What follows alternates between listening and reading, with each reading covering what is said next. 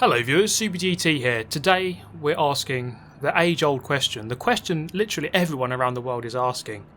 Is Momoz a reformed man? Has he changed? Because a couple of months ago, it was some way during 2019, I sent him, in fact I fully yeeted him into the Shadow Realm during the Momoz Experience. And funnily enough, that experience happened around this very circuit. It was around Suzuka, and well, if you haven't watched the video, go and watch it. Momoz Experience. But today, first off at this first corner, I'm going to bottle it. Cold tyres, first race of the day, completely forgetting what the hell I'm doing. Now I'm in the Lexus, and this is Daily Race C Suzuka 10 laps. Pretty simple this race. It's just really a straight dash to the line. No real strategy other than driving faster than all the other people and trying to beat them, of course. Now that hasn't gone to plan straight away, as we're getting somewhat bombarded by a Spaniard as we're trying to recover from our cold and dirty tyres from going off the track at the first corner. Not an ideal start. So Momoz actually leads the field away on lap number 1. We're going to try to recover. That was a really silly mistake, and it's one that's very easy to do, especially turn 1 Suzuka. Very easy just to brake a tiny bit too late, to go a little bit too wide over the AstroTurf, and couple that with the cold tyres. Now look ahead here. I don't know what's going on. Momo's just slowing right down. The German guy following him, like some weird sort of human centipede. And we're going to go around the outside of both of them and retake the lead. Now you tell me what the hell that was all about. I really don't know. Now looking at the top left, positions changing all over the place. Momoz went down to 4th momentarily, then somehow got back up into 2nd. Very strange occurrences here. But I find myself back in the lead. Now I really cannot work out for the life of me what Momoz was going on, what was going on in his mind. And maybe if you ask Momoz himself, maybe he doesn't even know. Who knows? I don't know. Maybe one day in the future they'll look back at this and they'll be able to explain exactly what he was thinking. But for now, I'm absolutely flabbergasted. I'm back into the lead, which is where I should be if I didn't make that stupid mistake. But I did make it, and eventually we recover. Okay, lap 2. Can we get through here without trying to do the same thing? Yes, we can. Slightly warmer tyres, and the car goes in beautifully through turn 1. So going for the Lexus this time around. Let's see if we can navigate this big boy around the S's here at Suzuka. Really great circuit, Suzuka. One of my favourites in the game.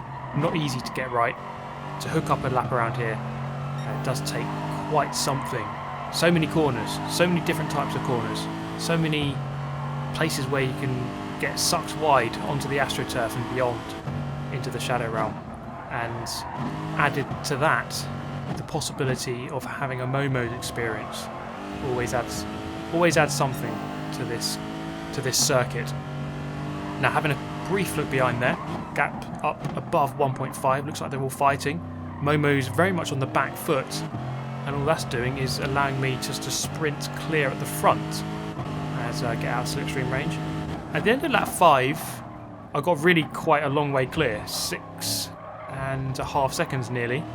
I decided let's make this a bit more fun and just go into the pit lane for the lols and see how this strategy plays out. So first race, this was my first race of this race, of Daily Race C. So I thought, you know what, let's just see if it works. And I only lost about 5 seconds here. But again, the cold tyres, I just go a little bit too hot.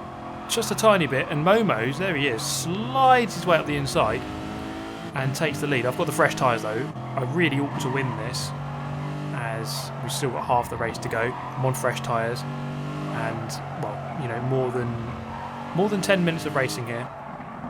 We're probably just under now as we come through the S's, through Dunlop Curve, and I should be able to quite easily get past him, but he's in the Porsche, and the Porsche is a really good car overall for this race, for tyre wear, for fuel. Well, fuel doesn't really matter in this race at all, just for the tyre wear, as that is the main factor to contend with. Now coming through here, now this is where things get a little bit interesting. We're going to come up to the hairpin. I look up the inside, and he just backs off. So I got the inside. Is he going to send me into the Shadow Realm? No, he's not. We're going to come through here. This shows the characteristics of a changed man, if I'm seeing things correctly. I'm not getting any reprisals for the Momoz Experience. We're racing nice and cleanly here. So this is really a key integral part of the Momoz Experience, which is sometimes he can actually race clean and fast. He's actually quite a fast guy, but there's something clearly a little bit, I don't know, off, because sometimes he just goes a bit mental and starts just doing some weird stuff. So I don't know what it is about him, but he can do it, he just doesn't always do it. It's just the way it is. But eventually at the end of the race, setting the fastest lap, and we got back to 6 seconds ahead, so pretty much the same gap that we had when we went into the pit lane, and we win by a comfortable margin in the Lexus RCF, always a reliable car for most races.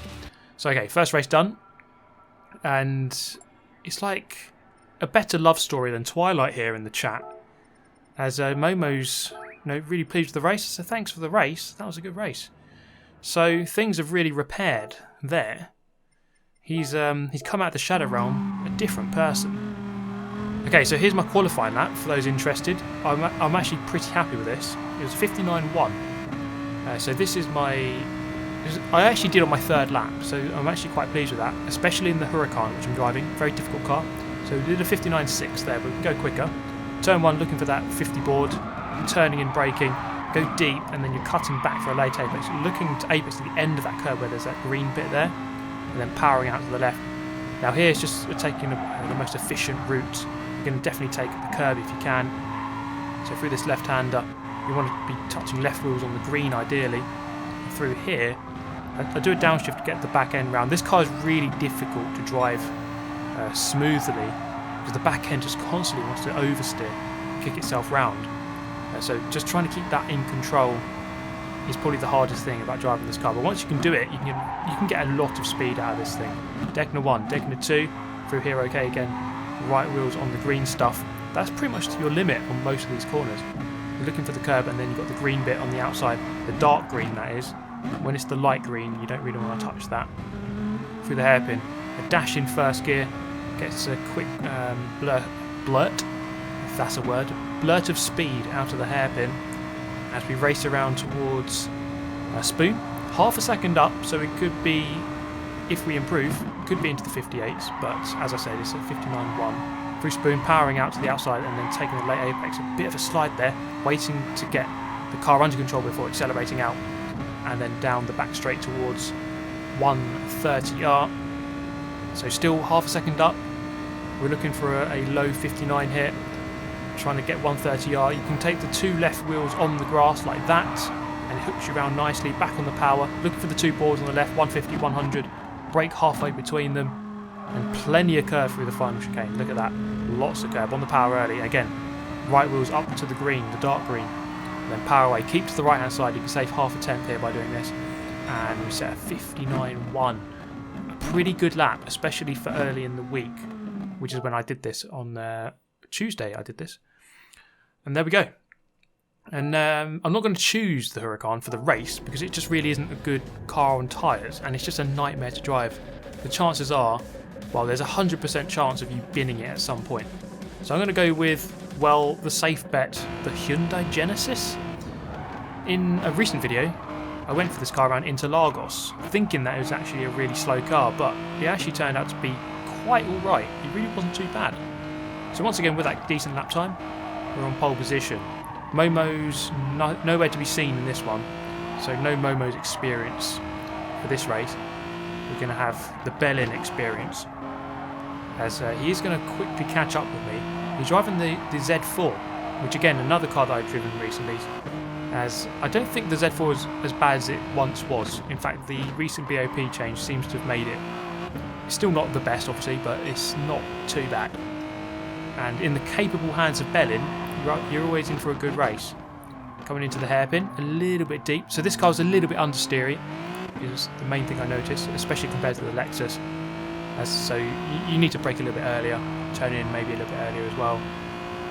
Otherwise, you are going to be sailing wide of the apex. Now coming around towards Spoon, can see how close he is in his razor liveried BMW Z4. Shout out to all those who played the good old Most Wanted game back in the day. What a game that was.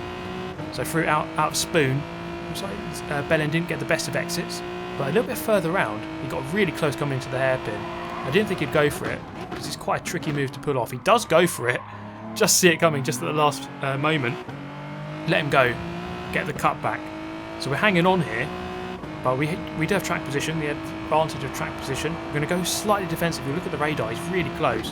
And I just brake a tiny bit too late, leave the space open, go a little bit too wide, and that was too wide. I think I was just about an atom beyond the dark green onto the light green AstroTurf, and boom, you're spinning round.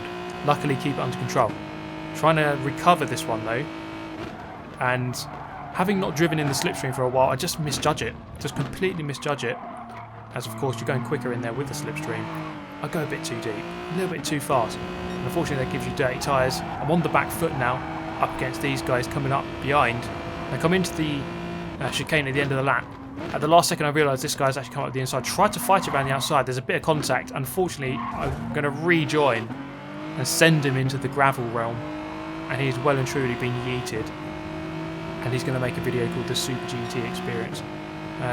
But yeah, he's gone.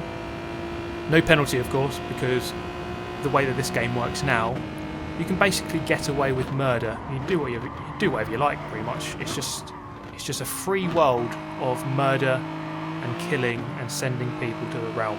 Do whatever the hell you like. So we escape punishment, but we continue. There was not much I could do other than brake really hard, I guess. And well, that's not what happened. That's not what I did. So we continue in third, looking for the move here. It's not going to happen. He goes defensive. I'm going to look for the outside.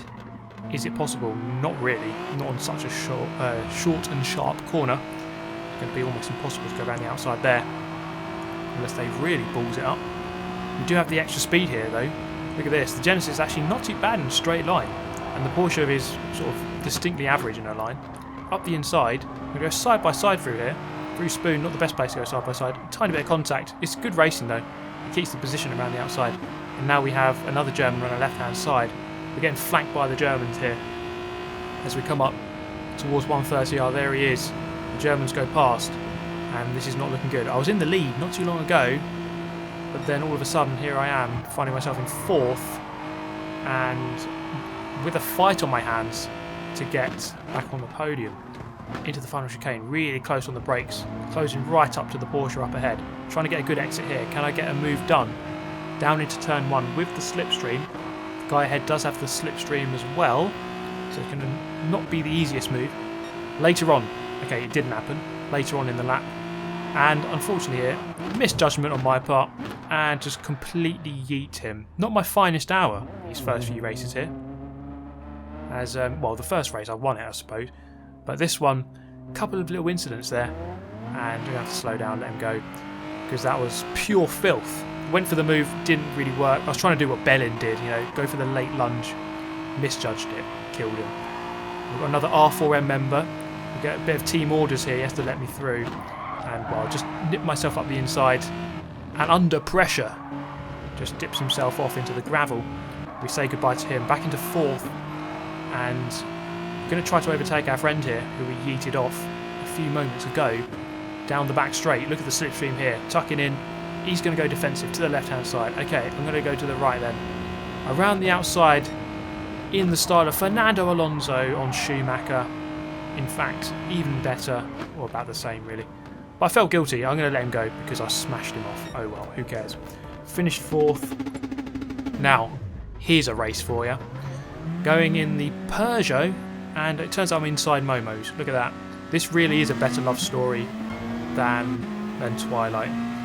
Now, the Peugeot, starting from pole, this is going to be a tough race, although I have won miraculously in this car around this circuit, although that was when it was a 4-lap race. Daily race B would have been.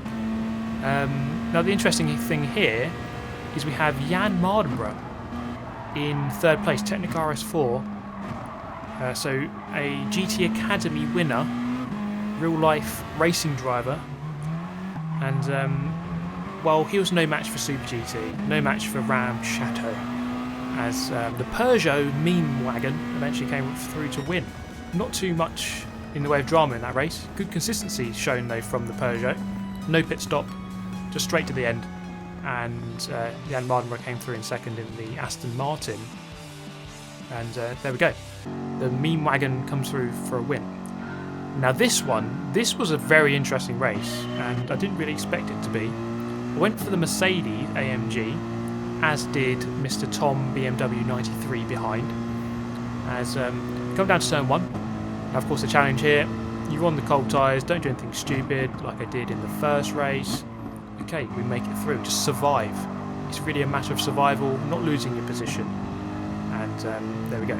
You should be able to get through there unscathed. Now, I wanted to make this a bit more interesting, so I went for a meme drive-through.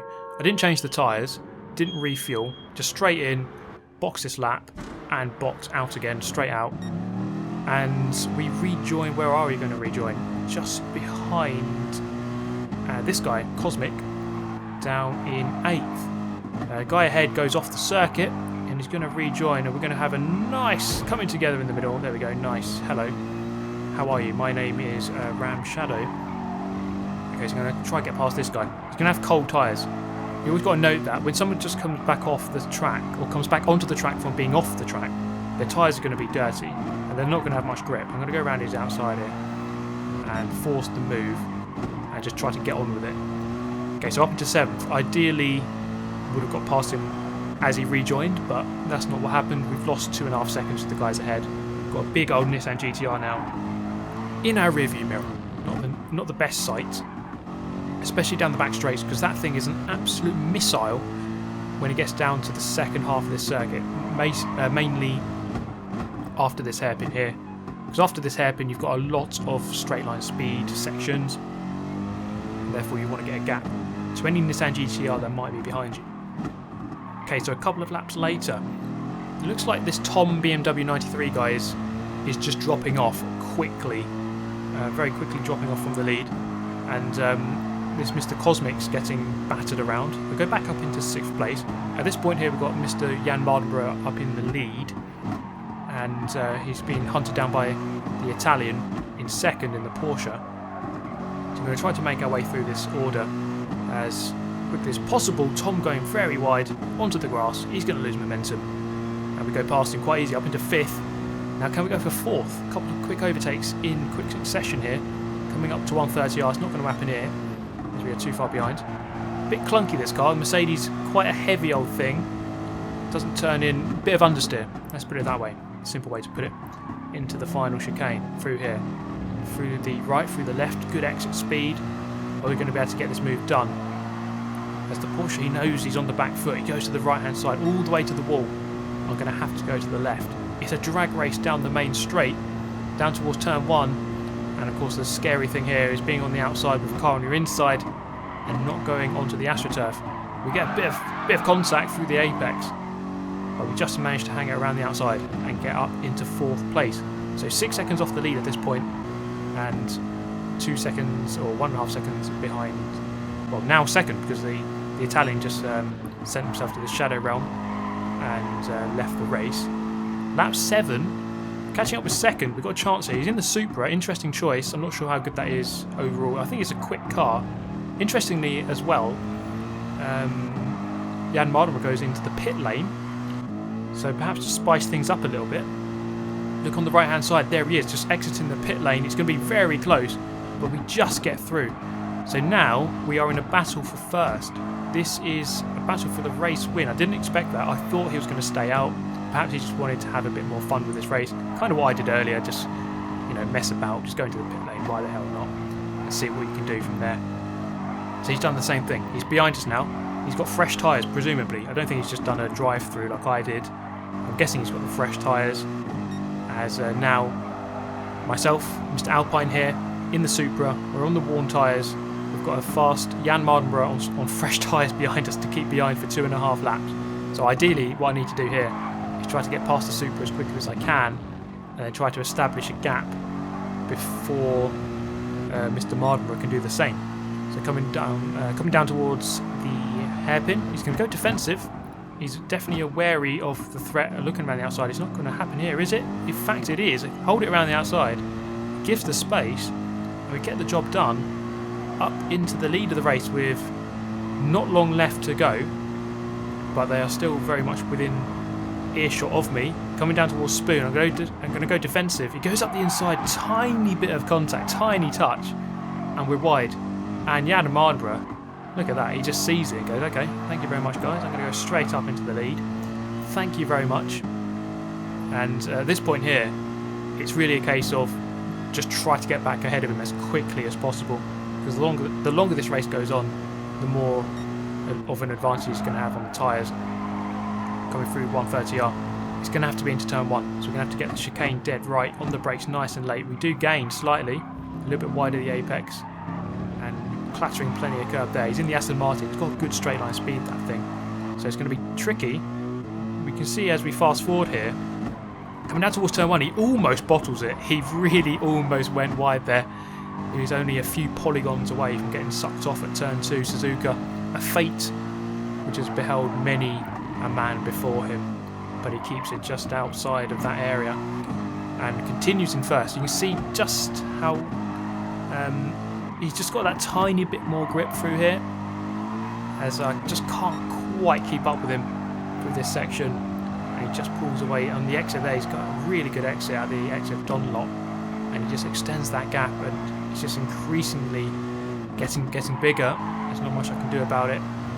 Just trying to wait for this slipstream. He does make a mistake there through the entry of Degner 2, but he doesn't really lose too much time as a result. Coming down in towards the hairpin. Again, closing up on the brakes, but then that's kind of normal. And then he's going to sprint away on the exit of the corner. And the gap hovering under a second.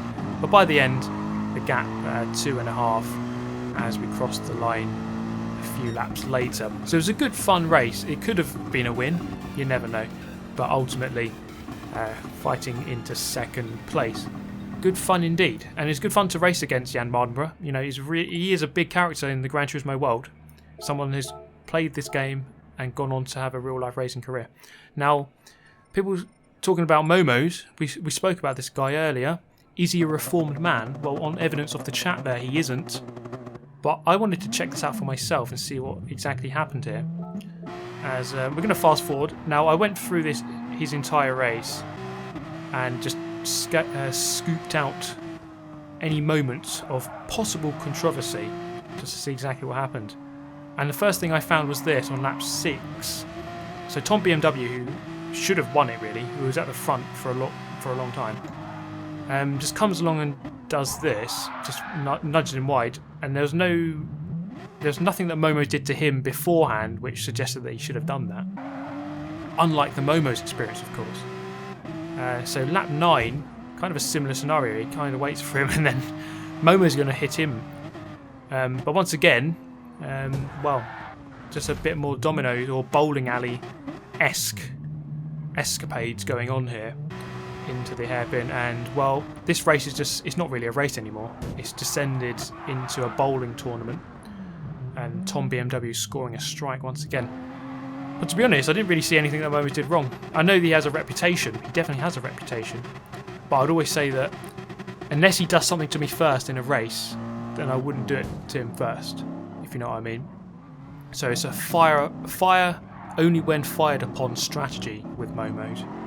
But today I had a good race with him, and well, it seems like he's a changed man, but that could change any moment. But there you go. I do hope you enjoyed the video. Let me know your thoughts, and I shall see you next time. I do hope you enjoyed it as always. I'll see you in the next one. Goodbye.